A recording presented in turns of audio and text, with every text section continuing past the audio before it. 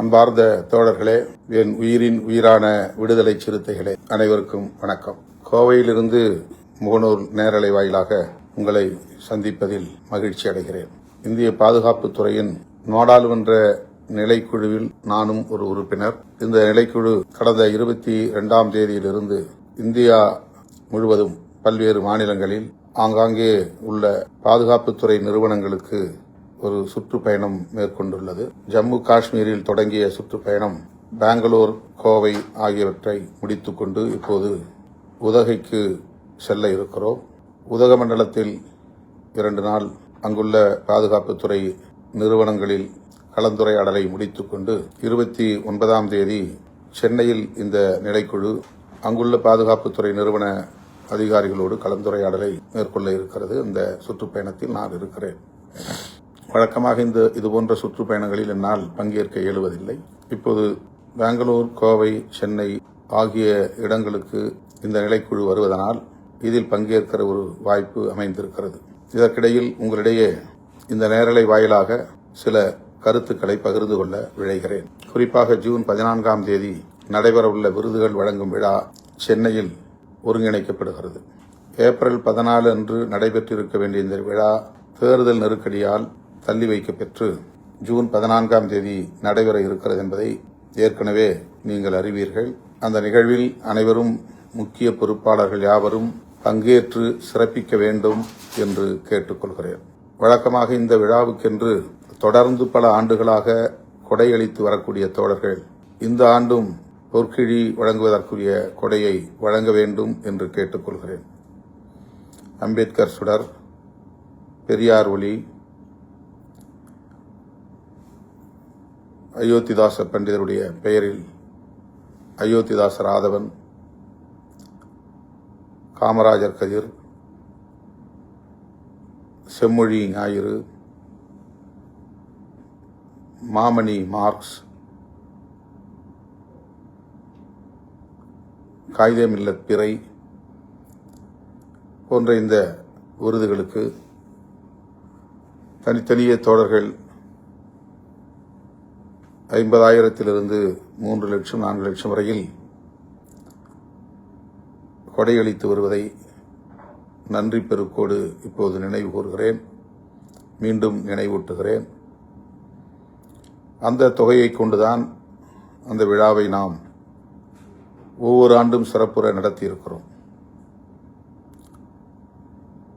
இந்த ஆண்டும் அதுபோல வெற்றிகரமாக நடத்த வேண்டும். வழக்கமாக நன்கொடை அளிக்கிற தோழர்கள் கட்சியின் வங்கி கணக்கிலே செலுத்தலாம், அல்லது 29ஆம் தேதி 30ஆம் தேதி நான் சென்னையில் இருப்பேன், நேரிலே வந்து வழங்கலாம் என்று தெரிவித்துக் கொள்கிறேன். அரங்க வாடகை, ஒலி அமைப்பு, ஏடுகளில் விளம்பரம், தலா 50,000 பொற்கிழி, அவர்களுக்கான பாராட்டு சான்றிதழ் போன்ற செலவுகள் பல லட்சக்கணக்கில் ஆகும் என்பதை நீங்கள் அறிவீர்கள். ஆகவே அதை ஈடு செய்வதற்கு வழக்கமாக வழங்கக்கூடியவர்களும் சரி, புதிதாக வழங்க விரும்புகிறவர்களும் சரி, இந்த மே மாதம் 30ஆம் தேதிக்குள் தலைமையகத்தில் ஒப்படைக்க வேண்டும் என்று கேட்டுக்கொள்கிறேன். தலைமையகத்தில் பொருளாளர் தம்பி SS பாலாஜி மற்றும் தலைமை நிலைய பொறுப்பாளர்கள் இருக்கிறார்கள். அவர்களிடத்தில் தொகையாக வழங்கலாம், அல்லது டிடியாக வழங்கலாம், அல்லது வங்கியில் செலுத்திவிட்டு சலான் போன்றவற்றை ஒப்படைக்கலாம் என்பதை இந்த நேரலை வாயிலாக உங்களுக்கு தெரிவித்துக் கொள்கிறேன், வேண்டுகோள் விடுக்கிறேன். ஜூன் 30ஆம் தேதி மேலவளவு வீரவணக்க நாள். அதற்குரிய ஏற்பாடுகளை மதுரை மாவட்ட தோழர்கள், முன்னோடிகள் ஒருங்கிணைந்து கலந்துரையாடல் செய்து சிறப்புற செய்வார்கள் என்று நான் நம்புகிறேன், செய்ய வேண்டும் என்று கேட்டுக்கொள்கிறேன். மதுரை மற்றும் அதனை சுற்றியுள்ள மாவட்டங்களை சார்ந்த பொறுப்பாளர்கள் மட்டுமின்றி பிற மாவட்டங்களை சார்ந்த முன்னணி பொறுப்பாளர்களும் வழக்கம் போல அந்த நிகழ்வில் பங்கேற்க வேண்டும். மறைந்த போராளிகளுக்கு வீரவணக்கம் செலுத்த வேண்டும் என்றும் கேட்டுக்கொள்கிறேன்.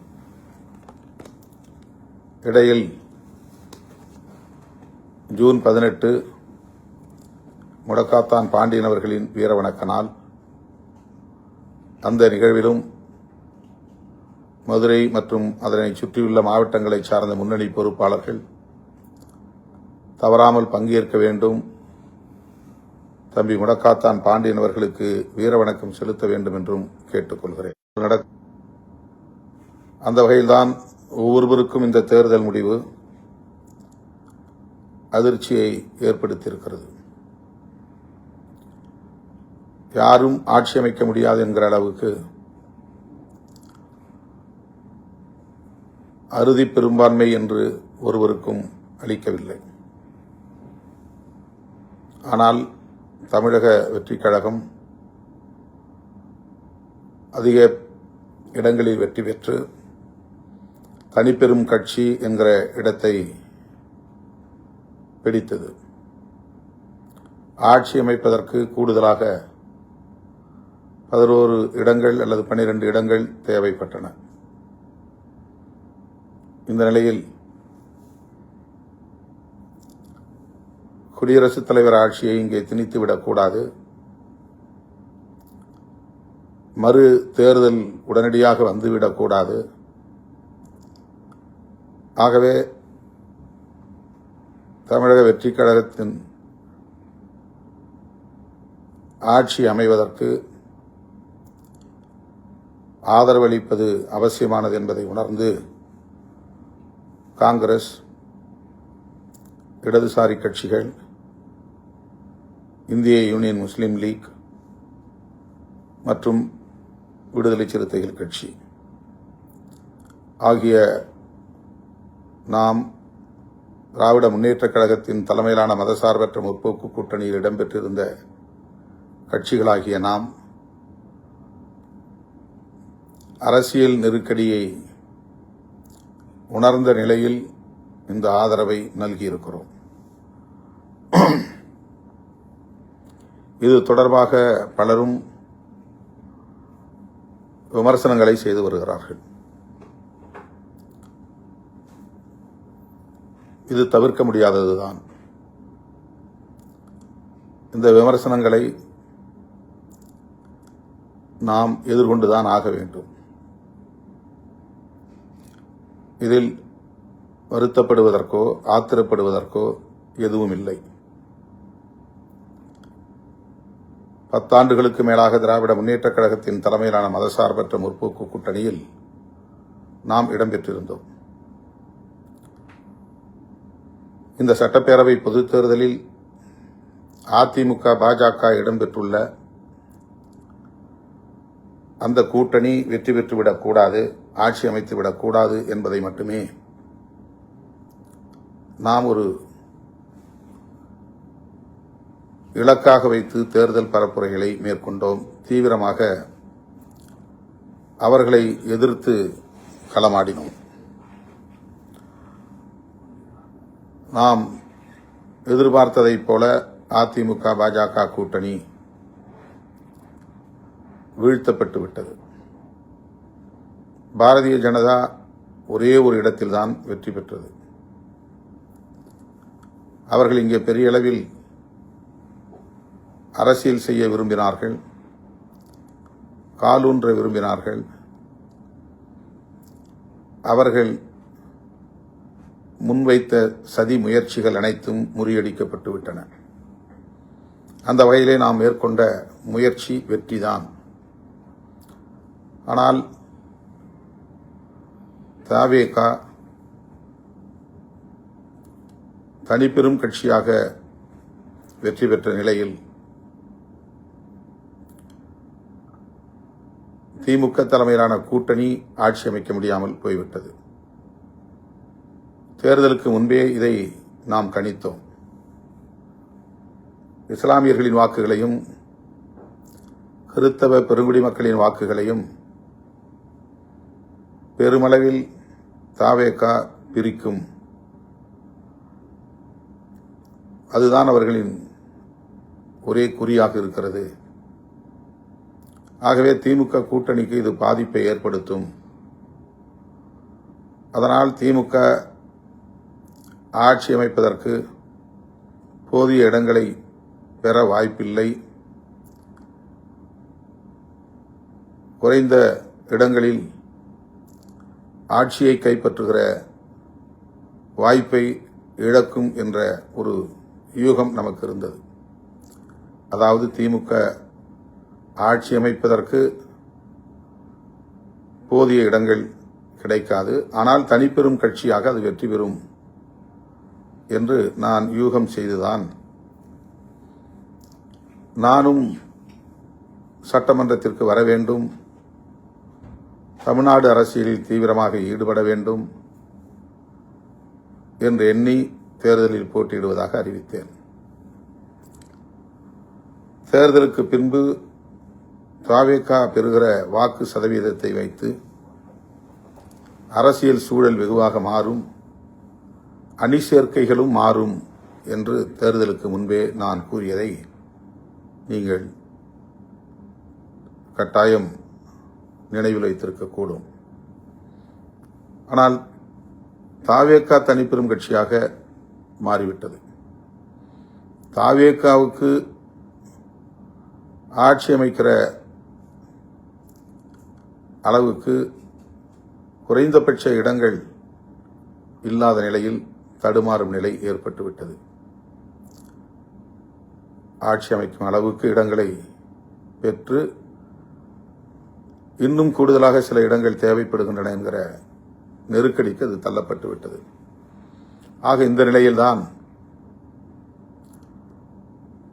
திமுக கூட்டணியில் இடம்பெற்ற கட்சிகள், குறிப்பாக காங்கிரஸ், வேக வேகமாக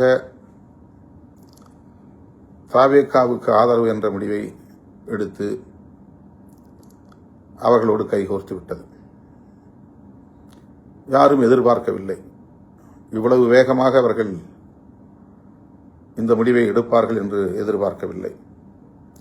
இந்த நிலையில்தான் நம்மோடு தொடர்ந்து பயணிக்கிற திமுக கூட்டணியில் இருக்கிற இடதுசாரி கட்சிகள் என்ன முடிவெடுக்கப் போகிறார்கள், அந்த முடிவை நாம் காத்திருந்து பார்க்க வேண்டும். அந்த முடிவின் அடிப்படையில் நாமும் முடிவெடுக்க வேண்டும் என்று நான் கருதி அதை வெளிப்படையாக அறிவித்தேன். இதுவும் உங்களுக்கு தெரிந்த செய்திதான். நிபந்தனையற்ற ஆதரவை அளிப்பது என்று இடதுசாரிகள் முடிவெடுத்தார்கள். அந்த முடிவை அவர்கள் 8ஆம் தேதி அறிவிக்கிறார்கள்.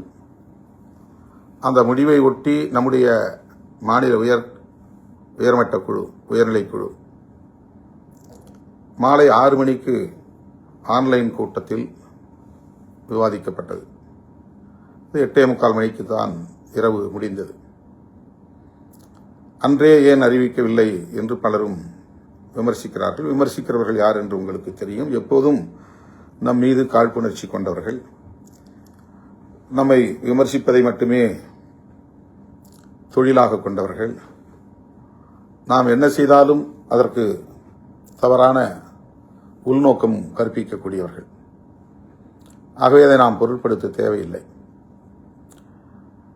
இடதுசாரி கட்சிகள் எப்படி மாநில குழுவை கூட்டி ஒரு பொது கருத்துக்கு முடிவுக்கு வந்ததோ அதைப் போல நாமும் நம்முடைய கட்சியின் முன்னணி தோழர்களுடன் கலந்து பேசித்தான் ஒரு முடிவுக்கு வர முடியும் என்பதை இடதுசாரி கட்சிகளுக்கு ஏற்கனவே நாம் சொல்லிவிட்டோம்.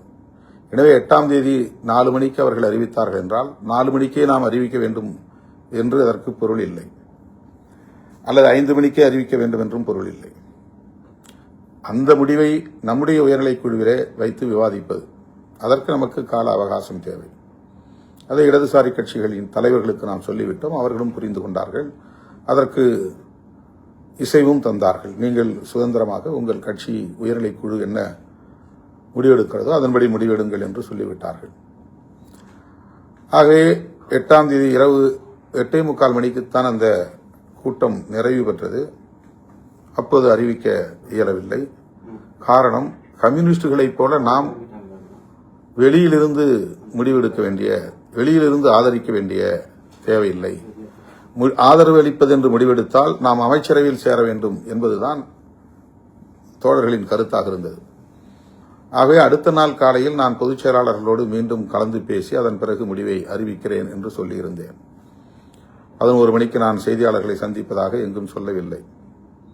அல்லது 4 மணிக்கு செய்தியாளர்களை சந்திக்கப் போகிறேன் என்றும் நாம் அதிகாரப்பூர்வமாக அறிவிக்கவில்லை. பொதுச் செயலாளர்கள் மற்றும் நமது சட்டமன்ற உறுப்பினர்கள் என்னை வந்து சந்திப்பதற்கே 12:45, 12:50 என்று ஆகிவிட்டது. 9ஆம் தேதி பகல். அதன் பிறகு கலந்து பேசினோம். நிறைவாக நாம் கம்யூனிஸ்டுகளைப் போலவே வெளியிலிருந்து ஆதரவு தெரிவிப்பது என்று முடிவெடுத்து தாவேகாவுடைய முன்னணி தலைவர்களுள் ஒருவராக இருக்கிற தம்பி ஆதவ் அர்ஜுன் அவர்களை வரவழைத்து அந்த ஆதரவு கடிதத்தை வழங்குவதற்கு 3:30 மணிக்கு மேல் ஆகிவிட்டது. இதுதான் நடந்தது. ஆனால் இடையிலே இருந்தவர்கள் என்னவெல்லாம் பேசினார்கள், அவதூறு பரப்பினார்கள். பேரம் பேசுகிறார் திருமாவளவன், துணை முதலமைச்சராக முயற்சிக்கிறார் திருமாவளவன், முதலமைச்சராவதற்கு இன்னொரு புறம் தூது அனுப்புகிறார், காத்திருக்கிறார் என்றெல்லாம் வாய்க்கு வந்தபடி அவதூறுகளை அள்ளி இறைத்தார்கள். ஆனால் கம்யூனிஸ்டுகளைப் போலவே நிபந்தனையற்ற ஆதரவு, வெளியிலிருந்து ஆதரவு என்று நாம் அறிவித்ததும் அவர்கள் அனைவரின் முகத்திலும் கரி பூசப்பட்டது. அவர்கள் வெட்கி தலை குனிந்தார்கள். அவர்கள் சொன்னதைப் போல எந்த நிலைப்பாடும் நாம் எடுக்கவில்லை. யாரோடும் பேரம் பேசவில்லை, யாருக்காகவும் காத்திருக்கவில்லை. இடதுசாரிகள் எடுத்த முடிவே சிறுத்தைகளின் முடிவு என்பதை உறுதிப்படுத்தினோம். ஆகவே அது வெறும் அவதூறு என்பது உறுதியாகிவிட்டது. இப்படித்தான் ஆதவ் அர்ஜுன் நம் கட்சியிலே இருந்தபோது அவர் திமுகவை விமர்சனம் செய்தார். அவர் மீது நடவடிக்கை எடுக்க வேண்டும் என்று திமுக துணை பொதுச் செயலாளர், நாடாளுமன்ற உறுப்பினர் திரு ஆ. ராஜா அவர்கள் கோரிக்கை விடுத்தார். உடனே சமூக ஊடகங்களில் அரசியல் பேசும் அறிவுஜீவிகள் திருமாவளவன் ஏன் இன்னும் நடவடிக்கை எடுக்கவில்லை, திமுகவுக்கு எதிராக ஆதவ் அர்ஜுன் பேசிய பிறகும் அவர் மீது நடவடிக்கை எடுக்க திருமாவளவன் ஏன் தயங்குகிறார் என்று ஒரு உள்நோக்கம் கற்பித்தார்கள். ஒரு சிலர் ஒருபடி மேலே போய் ஆதவ் அர்ஜுன் மேல் திருமாவளவனால் நடவடிக்கை எடுக்க முடியாது, ஏனென்றால் ஆதவ் அர்ஜுனிடம் பல 100 கோடிகள் பணம் வாங்கி அவருக்கு கட்டுப்பட்ட நிலையில் கிடக்கிறார், முடங்கி கிடக்கிறார் என்றெல்லாம் அவதூறுகளை அள்ளி இறைத்தார்கள். 200 கோடி என்றார்கள், 400 கோடி என்றார்கள். ஆதவ் அர்ஜுன் அவ்வளவு பணம் கொடுத்துவிட்டு கட்சியிலே சேர்ந்தாராம். அவருடைய பணத்தில் தான் நாம் கட்சியை நடத்தினோமாம். ஆதவ் அர்ஜுன் வருவதற்கு முன்பு நாம் மாநாடுகளை நடத்தியதில்லையா, பேரணிகளை நடத்தியதில்லையா, விருதுகள் வழங்கும் விழா நடத்தியதில்லையா? இந்த கும்பல் எப்படிப்பட்ட கும்பல், நமக்கு எதிரான அவதூறுகளை பரப்புகிற கும்பல் என்பதை நீங்கள் புரிந்து கொள்ள வேண்டும். ஆதவ் அர்ஜுன் கட்சியில் சேர்ந்த பிறகு நாம் ஒரு விருதுகள் வழங்கும் விழாவை நடத்தினோம். அதில் அவருடைய குழுவை சார்ந்தவர்கள் ஒருங்கிணைப்பு பணிகளை மட்டும் மேற்கொண்டார்கள். மேடை அமைப்பது, ஒலி அமைப்பது, ஊடகங்களுக்கு இணைப்பு கொடுப்பது என்ற பணிகளை மட்டும் மேற்கொண்டார்கள். அவ்வளவுதான். செலவு என்பது நீங்கள் கொடுத்த பணம். கிட்டத்தட்ட 30-40 பேர் தலா 50,000, 1 லட்சம் என்று வழங்கிய பணம். இதுதான் விருதுகள் வழங்கும் விழாவுக்கு. எப்போதுமே நாம் வெளியில் யாரிடத்திலும் வசூல் செய்ததே கிடையாது, நன்கொடை திரட்டியதே கிடையாது. நீங்கள் கொடுக்கிற பணத்தை கொண்டுதான் விருதுகள் வழங்கும் விழாவை இத்தனை ஆண்டுகளாக நாம் நடத்தி வருகிறோம். யார் யார் பணம் வழங்குகிறார்கள், நன்கொடையாளர்கள் என்பதை மேடையிலேயே அறிவிப்பதுண்டு. இதையெல்லாம் தெரிந்திருந்தும் கூட அந்த விழாவையும் ஆதவ் அர்ஜுன் தான் ஒட்டுமொத்தமாக செலவு செய்து நடத்தினார் என்று அவதூறு பரப்பினார்கள். மது மற்றும் போதைப்பொருள் ஒழிப்பு மாநாடு, மகளிர் மாநாடு, ஆதவ் அர்ஜுன் வருவதற்கு முன்பே நாம் முடிவு செய்த மாநாடு. அது ஆதவ் அர்ஜுன் வந்த பிறகு முடிவு செய்த மாநாடு அல்ல. அவர் வராவிட்டாலும் அந்த மாநாட்டை நாம் நடத்தியிருப்போம். அவருக்கு முன்பு அதுபோல எண்ணற்ற பல மாநாடுகளை நடத்தியிருக்கிறோம். லட்சக்கணக்கான மக்களை திரட்டி நடத்தியிருக்கிறோம். அந்த மாநாட்டுக்கு நான் தமிழ்நாடு முழுவதும் மண்டல வாரியாக உங்களை சந்தித்தேன். ஆங்காங்கே நீங்கள் வழங்கிய நிதி, பல லட்சக்கணக்கில் வழங்கிய நிதி அந்த மாநாட்டுக்கு பயன்படுத்தப்பட்டது. நாம் எதுவுமே இல்லாத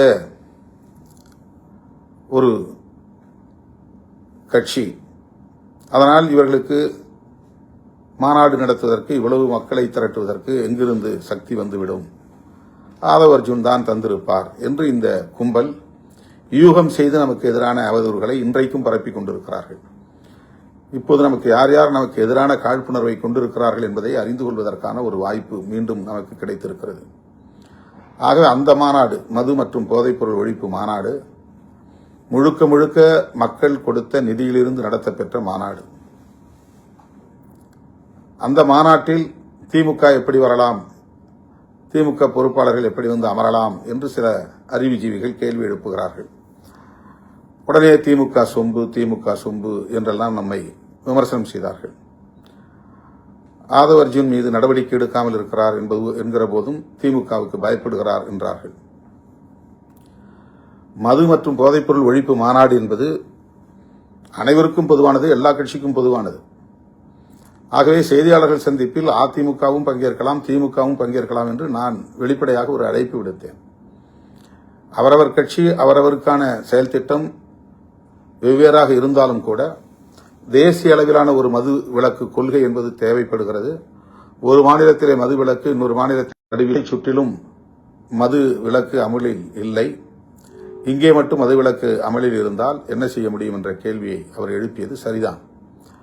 பாண்டிச்சேரியிலே தாராளமாக மது புழங்குகிறது, ஆந்திராவிலே மது புழங்குகிறது, தமிழ்நாட்டிலே மது விலக்கு நடைமுறைப்படுத்தப்படுகிறது என்றால் அது வெறும் போலித்தனமான மது விலக்காகத்தான் இருக்க முடியும்.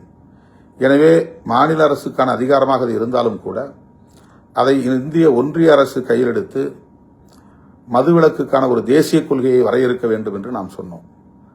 உடனே மாநில அரசின் கொள்கைகளை மத்திய அரசுக்கு எப்படி ஒப்படைக்கலாம் என்று சில அறிவுஜீவிகள் கிளம்பிவிட்டார்கள். திருமாவளவன் மாநில உரிமை பேசக்கூடியவர், மாநில சுயாட்சி பேசக்கூடியவர், மதுவிலக்கு கொள்கை மாநில அரசிடம் இருக்கிற அந்த அதிகாரத்தை இந்திய ஒன்றிய அரசிடம் ஒப்படைக்க பார்க்கிறார் என்றெல்லாம் நமக்கு எதிரான அவதூறுகளை பரப்பினார்கள். ஆக அதிமுக அதிலே பங்கேற்கவில்லை, திமுகவை சார்ந்தவர்கள் இன்று பங்கேற்றார்கள்.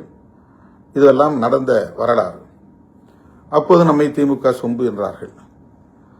ஆதவ் அர்ஜுன் மீது நடவடிக்கை எடுக்காததற்கு இதுதான் காரணம் என்றார்கள். ராஜா சொல்லியும் இவர் நடவடிக்கை எடுக்காமல் தாமதப்படுத்துகிறார். ஏன் தாமதம் படுத்துகிறார், ஏன் இன்னும் வாய் திறக்கவில்லை என்றெல்லாம் சொன்னார்கள். எல்லோருக்குமான தலைவர் அம்பேத்கர் என்கிற நூல் வெளியீட்டு விழாவில் நான் பங்கேற்க இயலாமற் போனது. பங்கேற்றால் அது ஒரு அரசியல் முடிவாக மாறும். ஒரு அணி சேர்க்கை தொடர்பான கருத்துருவாக்கத்தை ஏற்படுத்தும். திமுக கூட்டணியில் இருந்த திருமாவளவன் விஜயோடு கைகோர்த்து விட்டார், அணி மாறிவிட்டார், புதிய அணி உருவாகிவிட்டது என்றெல்லாம் பேசக்கூடிய ஒரு சூழல் உருவாகும். ஆகவே ஒரு மேஜர் டெசிஷன், மிக முக்கியமான முடிவு, அந்த முடிவை எடுப்பதிலே ஒரு தயக்கம் இருந்த காரணத்தினால் அந்த விழாவில் நாம் பங்கேற்கவில்லை. அதுதான் காரணம். ஆனால் அதற்கும் வாய்க்கு வந்தபடி பலரும் பலவிதமான கருத்துக்களை பேசினார்கள், அவதூறுகளை பரப்பினார்கள். அந்த கூட்டத்தில் பேசிய ஆதவ் அர்ஜுன் திமுகவுக்கு எதிரான கடும் விமர்சனத்தை முன்வைத்த நிலையில் அவரை அழைத்து நான் விளக்கம் கேட்டேன். அவர் தன்னுடைய கருத்து சரியானது என்று சொன்ன நிலையில்தான் 6 மாதம் அவர் மீது நாம் நடவடிக்கை எடுத்தோம். அப்போது ஆதவ் அர்ஜுனிடத்திலே பல நூறு கோடி பணம் பெற்றுக்கொண்ட காரணத்தினால்தான் திருமாவளவனால் அவர் மீது நடவடிக்கை எடுக்க முடியவில்லை என்று சொன்ன கும்பல் வாயடைத்து போனது. அவர்களின் முகத்தில் கரி பூசப்பட்டது. அது உண்மையாக இருந்தால் ஆதவ் அர்ஜுன் மீது 6 மாத ஒழுங்கு நடவடிக்கையை நாம் எடுத்திருக்க முடியுமா என்ற கேள்வி எழுகிறது. ஆகவே அவர்களுடைய அவதூறு பொய்த்து போனது. அதன் பிறகு அவர் வந்து நான் விசிகாவிலிருந்து விலகுகிறேன், தாவேகாவில் சேருகிறேன் என்று நம்மிடத்திலே நாகரிகமான முறையில் சொல்லிவிட்டுத்தான் விடைபெற்றார். நானும் வாழ்த்தி அனுப்பி வைத்தேன். அதன் பிறகு அவருக்கும் நமக்கும் எந்த தொடர்பும் இல்லை. கரூரிலே 41 பேர் இறந்தபோது அந்த துயரம் எனக்கும் மிகப்பெரிய பாதிப்பை ஏற்படுத்திய நிலையில் ஆதவ் அர்ஜுன் அவர்களை தொடர்பு கொண்டு என்ன நடந்தது என்று கேட்டேன். நடந்ததை சொன்னார். வருத்தப்பட வேண்டாம், மனம் தளர வேண்டாம், இது ஒரு விபத்து, அவ்வளவுதான். இதற்கு அரசியல் உள்நோக்கம் கற்பிக்க வேண்டாம், இதை கடந்து செல்லுங்கள், விஜய் அவர்களுக்கும் என்னுடைய வருத்தத்தை வெளிப்படுத்துங்கள் என்று அவரிடத்திலே சொன்னேன். அவ்வளவுதான். அதற்கு பிறகோ அதற்கு முன்போ இந்த தேர்தல் முடிவு வருகிற வரையில் அவரும் என்னை தொடர்பு கொண்டதில்லை, நானும் அவரை தொடர்பு கொண்டு பேசியதில்லை. ஊரில் பலவிதமான அவதூறுகளை பரப்புகிறார்கள் இயக்கத் தோழர்கள், நீங்கள் புரிந்து கொள்ள வேண்டும். தோழர்களே, இப்போது ராஜா நாம் எடுத்த முடிவை விமர்சனம் செய்திருந்தார். தோழர்கள் என்னிடத்தில் அதை பற்றியெல்லாம் கேட்டார்கள். நான் அதை பொருட்படுத்த வேண்டாம், கடந்து செல்லுங்கள், அதற்கு யாரும் எதிர்வினையாற்ற வேண்டாம் என்று பேசியவர்களிடத்தில், தொடர்பு கொண்ட தோழர்களிடத்தில் சுட்டிக்காட்டினேன், அறிவுறுத்தினேன். அவர் காங்கிரஸை பற்றி அப்படி விமர்சித்தாரா என்று எனக்கு தெரியவில்லை. இடதுசாரிகள் ஆதரவு நல்கியதும் ஒரு அணிமாற்றம்தான். அவர்கள் அமைச்சரவையில் இடம்பெறவில்லை, ஆனால் தாவேகாவுக்கு ஆதரவு நல்கியிருக்கிறார்கள். அதே நிலைப்பாட்டைத்தான் நாமும் எடுத்தோம். ஆனால் நம்முடைய தோழர்கள் அமைச்சரவையில் இடம்பெற வேண்டும், அதுவும் நானே இடம்பெற வேண்டும் என்கிற கருத்தை தொடர்ந்து வலியுறுத்தியதன் விளைவாக, தாவேகா தரப்பிலும் அழைப்பு விடுத்ததன் விளைவாக அமைச்சரவையில் நாம் இடம்பெறுவது என்ற முடிவை எடுத்தோம்.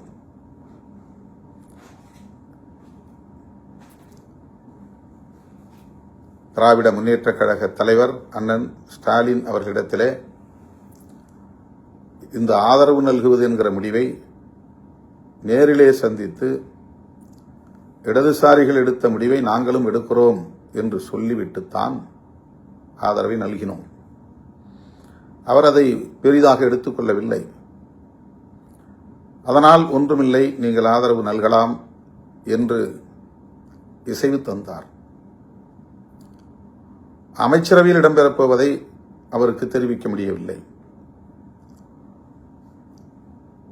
ஆனால் முன்னணி அமைச்சர்கள் ஒரு சிலரை நான் தொடர்பு கொண்டு இப்படி ஒரு நிலைப்பாட்டை நாங்கள் எடுக்கிறோம் என்று சொல்லிவிட்டு, அதன் பிறகுதான் செய்தியாளர்களை சந்தித்து விசிக அமைச்சரவையில் இடம்பெறுகிறது என்ற அறிவிப்பை செய்தேன். திராவிட முன்னேற்றக் கழகத்தின் தலைமையிலான மதசார்பற்ற முற்போக்கு கூட்டணியில் விடுதலை சிறுத்தைகள் கட்சி 10 ஆண்டுகளுக்கு மேலாக தொடர்ந்து பயணித்து வருகிறது. எந்த அளவுக்கு அந்த தோழமைக்கு நாங்கள் முக்கியத்துவம் கொடுத்திருக்கிறோம், எந்த அளவுக்கு உற்ற துணையாக இருந்திருக்கிறோம், அந்த கூட்டணியை பாதுகாக்க வேண்டும் என்பதில் எங்களால் ஆன பங்களிப்பை எவ்வளவு செலுத்தியிருக்கிறோம் என்பதை திமுக தலைவர் அண்ணன் முத்துவேல் கருணாநிதி ஸ்டாலின் அவர்கள் மிக நன்கு அறிவார். அன்பு இளவல் மேனாள் துணை முதல்வர் உதயநிதி அவர்களும் நன்கு அறிவார். சுற்றி இருப்பவர்கள் ஒரு சிலர் நன்கு அறிவார்கள். ஆனால் அதையும் தாண்டி நாம் எடுத்த இந்த முடிவை திமுக தரப்பில் திரு ராஜா உட்பட பலர் விமர்சிக்கிறார்கள் என்கிற போது சற்று வலி அளிக்கிறது, வலியாகத்தான் இருக்கிறது. என்றாலும் கூட அவர்கள் ஆதங்கப்படுவதில் நாம் ஒரு நியாயம் இருக்கிறது என்பதை உணர்ந்து கொள்ள வேண்டும். அதாவது திமுகவை கடுமையாக விமர்சித்துக் கொண்டிருக்கிற தாவேகாவோடு நாம் கைகோர்ப்பதை அல்லது அவர்களோடு களத்தில் நிற்பதை அல்லது அவர்களுக்கு ஆதரவு அளிப்பதை அவ்வளவு எளிதாக எப்படி திமுக தொண்டர்களால் கடந்து செல்ல முடியும்?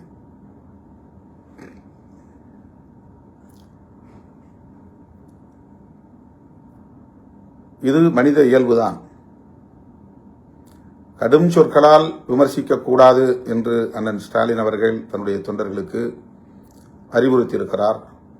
அந்த பதிவை உடனே எடுக்கும்படி ஆணையிட்டிருக்கிறார். இதுவும் நாம் அறிந்த ஒன்று. இந்த நிலையில் ராஜா அவர்களை எதிர்த்து விமர்சிப்பதோ, திமுகவுக்கு எதிராக விமர்சனங்கள் செய்வதோ அல்லது போராட்டங்களை நடத்துவதோ தேவையற்றது. இயக்கத் தோழர்கள் இதை கடந்து ஆக்கப்பூர்வமான செயல்களில் ஈடுபட வேண்டும். நமது கட்சியின் மறுகட்டமைப்பு பணிகளில் கவனம் செலுத்த வேண்டும். விருதுகள் வழங்கும் விழாவை சிறப்பாக நடத்த வேண்டும். ஜூலை 23ஆம் தேதி நடைபெறவுள்ள தமிழ்த் தேசிய எழுச்சி மாநாட்டு பணிகளில் சுவர் விளம்பரங்கள் உள்ளிட்ட ஆயத்த பணிகளில் ஆர்வம் காட்ட வேண்டும் என்று கேட்டுக்கொள்கிறேன். நம்மை பிடிக்காதவர்கள் எப்போதும் விமர்சித்துக் கொண்டுதான் இருப்பார்கள். நம்முடைய வளர்ச்சியை விரும்பாத காழ்ப்புணர்ச்சி கொண்டவர்கள் எப்போதும் நமக்கு எதிரான அவதூறுகளை பரப்பிக் கொண்டுதான் இருப்பார்கள். நாம் எந்த முடிவு எடுத்தாலும் விமர்சிப்பார்கள். திமுக அணியிலேயே தொடர்வது என்றாலும் மீண்டும் திமுக கொத்தடிமை என்பார்கள்.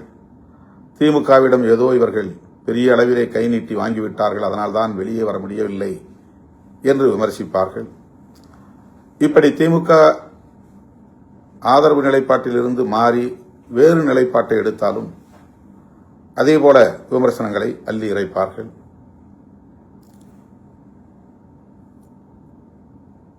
இப்போது காங்கிரஸ் செய்த துரோகத்தை விட விசிக செய்த துரோகம் பெரிது என்று கூலிக்கு மாரடிக்கும் கும்பல் நமக்கு எதிரான அவதூறுகளை அள்ளி இறைத்துக் கொண்டிருக்கிறது.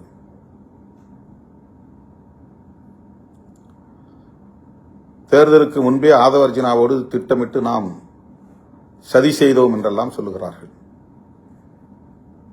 மேனாள் முதல்வர் அண்ணன் மு க ஸ்டாலின் அவர்களின் மனசாட்சிக்கு தெரியும், விடுதலை சிறுத்தைகளும் திருமாவளவனும் எந்த அளவுக்கு நேர்மையான உறவை கொண்டிருந்தோம், நட்புக்கு எந்த அளவுக்கு முக்கியத்துவம் கொடுத்தோம், அந்த கூட்டணியை பாதுகாக்க வேண்டும் என்பதில், கட்டுக்கோப்பாக வைத்திருக்க வேண்டும் என்பதில், அது வெற்றி பெற வேண்டும் என்பதில் எந்த அளவுக்கு உறுதுணையாக இருந்தோம் என்பது அண்ணன் அவர்களின் மனசாட்சிக்கு தெரியும். வேறு யாருக்கும் இது தெரிய வேண்டும் என்பதில்லை. எனவே என் உயிரின் உயிரான விடுதலை சிறுத்தைகளுக்கு நான் வேண்டுகோள் விடுக்கிறேன். இந்த பிரச்சனையை ஊதி பெருக்க வேண்டாம், விட்டுவிடுங்கள், கடந்து செல்லுங்கள்.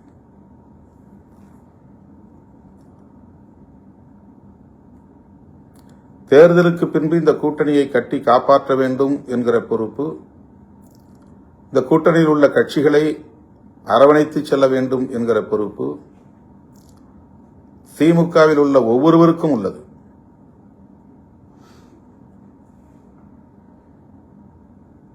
இது நாம் பெற்றிருக்கிற வெற்றியாக இருந்தாலும் அல்லது தோல்வியாக இருந்தாலும் அதற்கு கூட்டணியில் உள்ள ஒவ்வொருவருக்கும் பொறுப்பு உண்டு. நம்முடைய வாக்குகள் அவர்களுக்கும், அவருடைய வாக்குகள் நமக்கும் பரிமாற்றம் அடைந்ததனால்தான் இந்த வெற்றியை கூட நாம் அடைந்திருக்கிறோம். இஸ்லாமியர்களின் வாக்குகளும் கிறிஸ்தவர்களின் வாக்குகளும் 100% நமக்கு கடந்த தேர்தலில் கிடைத்ததை போல் இந்த தேர்தலில் கிடைக்கவில்லை என்பதுதான் உண்மை. எல்லா தரப்பு மக்களின் வாக்குகளும் அப்படி சிதறிவிட்டன என்பதுதான் உண்மை. ஏதோ விடுதலை சிறுத்தைகளுக்கான தலித் வாக்குகள் மட்டும்தான் சிதறி போய்விட்டது, அதனால்தான் இந்த தோல்வி என்று இப்போதும் நமக்கு எதிரான அவதூறுகளை பரப்புகிறார்கள். நான் ஏற்கனவே சொன்னதைப் போல பாரதிய ஜனதா கட்சி 11.5%-லிருந்து 2.5%-ற்கு குறைந்திருக்கிறது. ஏறத்தாழ 9% வாக்குகளை அது பறிகொடுத்திருக்கிறது. அந்த 9% வாக்குகளும் பாஜகவுக்கு ஏற்பட்டிருக்கிற இழப்பும் தலித்துகளின் வாக்குகளா என்பதை எண்ணி பார்க்க வேண்டும். நாம் தமிழர் கட்சி கடந்த முறை 8% வாக்குகளை பெற்ற கட்சி இப்போது 4% குறைந்திருக்கிறது. அதற்கு 4% வாக்குகள் இழப்பு ஏற்பட்டிருக்கிறது. இந்த 4% வாக்குகளும் தலித் வாக்குகளா என்பதை எண்ணி பார்க்க வேண்டும். திமுகவுக்கும் அதிமுகவுக்கும் அவர்களுடைய core vote bank, standard vote bank, அவர்களுக்கு வழக்கமாக வரக்கூடிய வாக்கு வங்கி சரிந்திருக்கிறது. அவ்வளவு வாக்குகளும் தலித் வாக்குகளா என்பதை எண்ணி பார்க்க வேண்டும். ஆகவே எல்லா கட்சிகளுக்கும் அவர்களின் நிலையான வாக்கு வங்கியில் பாதிப்பு உருவாகி இருக்கிறது. குறிப்பாக சிறுபான்மை சமூகத்தினரின் வாக்குகள் தாவேகா பக்கம் போயிருக்கிறது. முதல் தலைமுறையினரின் வாக்குகள் பெருமளவில் அவர்கள் தாவேகாவுக்கு அளித்திருக்கிறார்கள். இதுதான் உண்மை. ஆனால் சமூக ஊடகங்களில் விவாதிக்கக்கூடிய அரசியல் ஜாம்பவான்கள் ஏதோ விடுதலை சிறுத்தைகள் கட்சிக்குத்தான் மிகப்பெரிய இழப்பு ஏற்பட்டுவிட்டது, தலித்துகள் தான் எல்லோரும் அந்த பக்கம் திரும்பிவிட்டார்கள், தலித் வாக்கு வங்கியே சரிந்து விட்டது என்றெல்லாம் பரப்புகிறார்கள். ஆக காங்கிரசுக்கு எதிராக அவர்களுக்கு ஆத்திரம் வரவில்லை, அல்லது கம்யூனிஸ்டுகளை விமர்சிக்கிற துணிச்சல் இல்லை, IUML இந்திய யூனியன் முஸ்லீம் லீக்கை விமர்சிக்கிற துணிச்சல் இல்லை. திருமாவளவனை எப்படியும் விமர்சிக்கலாம், எப்போதும் விமர்சிக்கலாம், திருமாவளவனுக்கு எதிரான அவதூறுகளை பரப்பலாம் என்று திட்டமிட்டு சமூக ஊடகங்களிலும் இதர ஊடகங்களிலும் நமக்கு எதிரான ஒரு கருத்துருவாக்கத்தை கட்டமைக்கிறார்கள். இதற்கு நாம் இடம் கொடுத்து விடக்கூடாது. இது உண்மை இல்லை. நம்முடைய வாக்குகள் நம்மோடு இருக்கின்றன. நம்முடைய வாக்குகள் சரியாக நம்முடைய கூட்டணி கட்சிகளுக்கு பரிமாற்றம் அடைந்திருக்கிறது. இதுதான் உண்மை. மற்றவர்கள் பரப்புவதை நாம் நம்ப தேவையில்லை.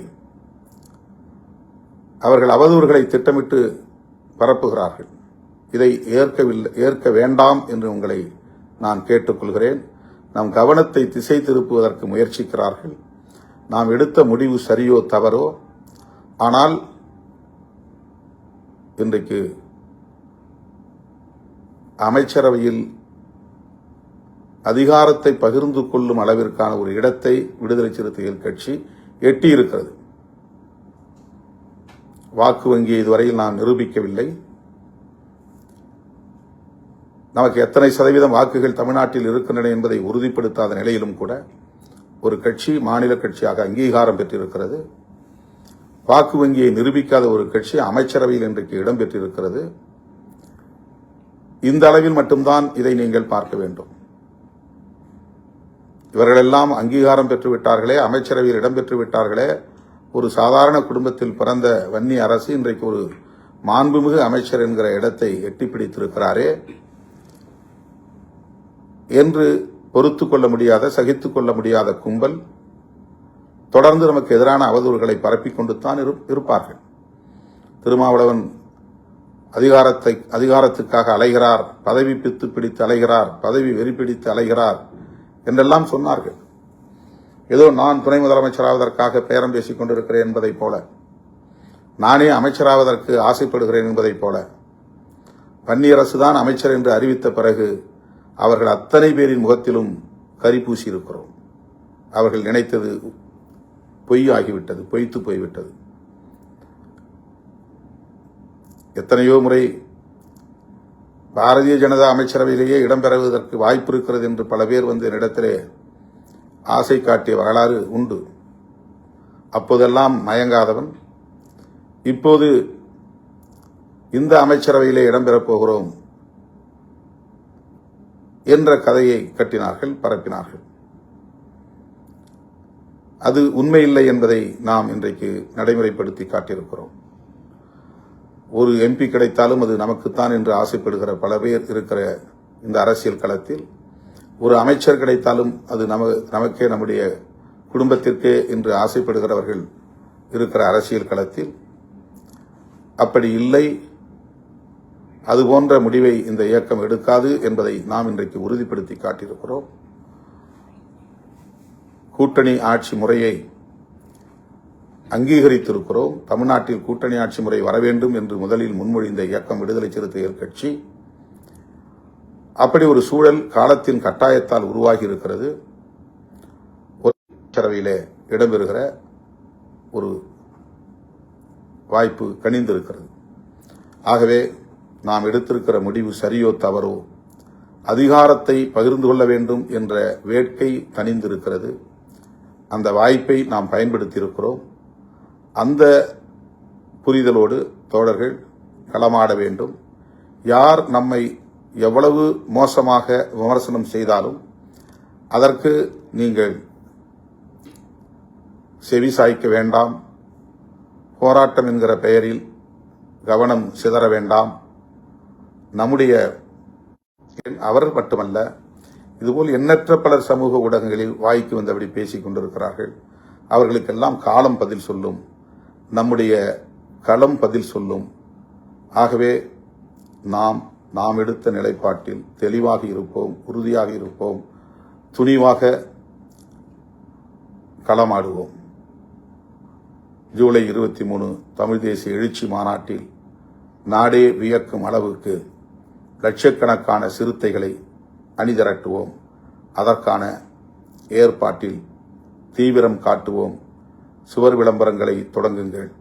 துண்டறிக்கை விளம்பரங்களை மேற்கொள்ளுங்கள். கிராமம் கிராமமாக சென்று பெண்கள், குழந்தைகள், இளைஞர்கள் உட்பட அனைவரையும் திரட்டுவதற்குரிய கவனத்தை செலுத்துங்கள். நாம் அவதூறுகளுக்கு முகம் கொடுக்க வேண்டாம். அது நமக்கு பாதிப்பை ஏற்படுத்தும். அவதூறு பேசுகிறவர்கள் பேசிக்கொண்டே இருக்கட்டும். நம்முடைய இலக்கில் கவனம் செலுத்துவோம் என்பதை சொல்லி முடிக்கிறேன். நன்றி, வணக்கம்.